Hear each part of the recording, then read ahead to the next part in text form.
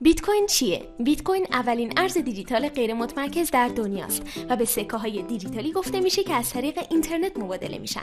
در مقایسه با سایر راه پرداختی، بیت کوین یک سری مزایا داره.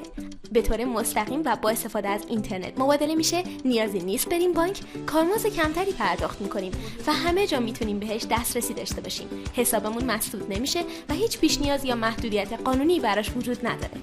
بریم سراغ عملکرد بیت کوین. خرید و فروش بیت کوین از طریق صرافی‌های مختلف و در ازای پرداخت دلار، یورو و غیره انجام میشه.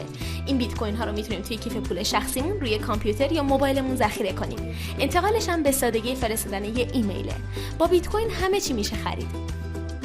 ماینرها شبکه بیت کوین رو امن میکنن. بعد از تایید تراکنش‌ها بخشی از بیت کوین رو به عنوان پاداش برمی‌دارن.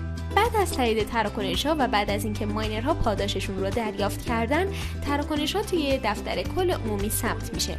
بیت کوین پلتفرم جدیدی رو برای نوآوری فراهم میکنه و کاملا اوپن سورس یا متن بازه و کدش برای همه قابل مشاهده است. این ارز روی اقتصاد همون تأثیری رو داره که اینترنت روی انتشارات داشت. وقتی همه به یه بازار جهانی دسترسی داشته باشن، ایده‌های خلاقانه شکوفا میشه. بیت کوین بهترین راه برای کاهش هزینه تراکنش در کسب و کاره، قبول کردنش مجانیه، راه اندازی ساده است و امکان استعداد متقلبانه توش وجود نداره و در آخر اینکه جامعه بیت کوین اعتبار بیشتری به کسب و کار شما میبخشه. برای کسب اطلاعات بیشتر به وبسایت arzdigital.com مراجعه کنید.